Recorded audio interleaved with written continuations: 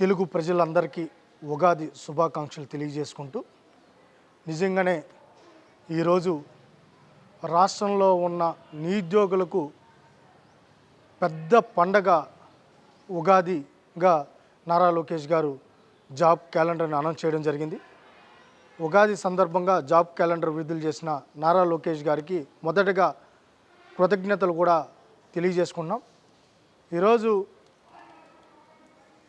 10,060 పోస్టులు job calendar విడుదల చేయడం, దాంట్లో హోంశాఖ కావచ్చు, ఉన్నత విద్యాశాఖ కావచ్చు, అదేవిధంగా టీచర్స్ రిక్రూట్మెంట్ కావచ్చు, ఏఈల పోస్టులు కావచ్చు, ఇలా చూసుకుంటే ఈరోజు ఏదైతే మేజర్గా ఏదైతే కొరత ఉందో ఆ డిపార్ట్మెంట్లకు సంబంధించి ఐడెంటిఫై చేసి ఈరోజు నిరుద్యోగుల కోసం గ్రూప్ 1, గ్రూప్ 2 కూడా ఈరోజు ప్రకటించడం అనేది నిజంగా యువత పక్షాన మరొకసారి ఈ కూటమి ప్రభుత్వానికి కృతజ్ఞతలు కూడా తెలియజేసుకుంటున్నాం. ఈరోజు గతంలో ప్రభుత్వం లాగా నేలకు గీసుకునే దానికి కూడా పనికిరాని క్యాలెండర్ కాకుండా ఈరోజు ఎప్పుడు నోటిఫికేషన్ వస్తుంది, ఎప్పుడు నియామకాలు చేపడతామో స్పష్టంగా ఏదో మభ్య పెట్టడానికి అన్నిటి కాకుండా నిజంగా ఈరోజు క్యాలెండర్ విడుదల చేయడం నిజంగా శుభపరిణామం. ప్రతి సంవత్సరం ఉగాది నాడున జాబ్ క్యాలెండర్ విడుదల కూడా చేస్తామని చెప్పడం ఇంకా మంచి శుభపరిణామం, నిజమైన పండుగ. అదేవిధంగా ఈరోజు మొన్ననే డిఎస్సిలో 16,000 పోస్టుల్ని భర్తీ చేశారు ఇచ్చిన మాట ప్రకారం.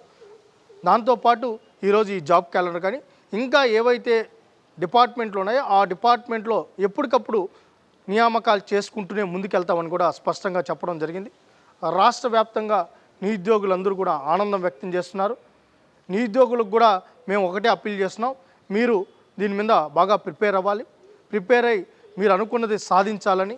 ఏదైతే మీ కళల సాకారం కోసం నారా లోకేష్ గారు కృషి చేస్తున్నారు, ముఖ్యమంత్రి గారు కృషి చేస్తున్నారు, పవన్ కళ్యాణ్ గారు కృషి చేస్తున్నారు, మీరు కూడా ఆ కళలు సాకారం అయ్యే విధంగా మీరు వెంటనే ఇంకా నిమగ్నం అవ్వాలని కూడా కోరుకుంటూ, అదేవిధంగా యువగలంలో ఇచ్చిన ప్రతి మాటను నెరవేర్చేస్తున్న నారా లోకేష్ గారికి ఉగాది శుభాకాంక్షలు ఆయన కూడా తెలియజేస్తుంటూ యువత పక్షాన మరొకసారి కూటమి ప్రభుత్వానికి కృతజ్ఞతలు తెలియజేసుకుంటున్నాం. Please subscribe to Leo news for more videos.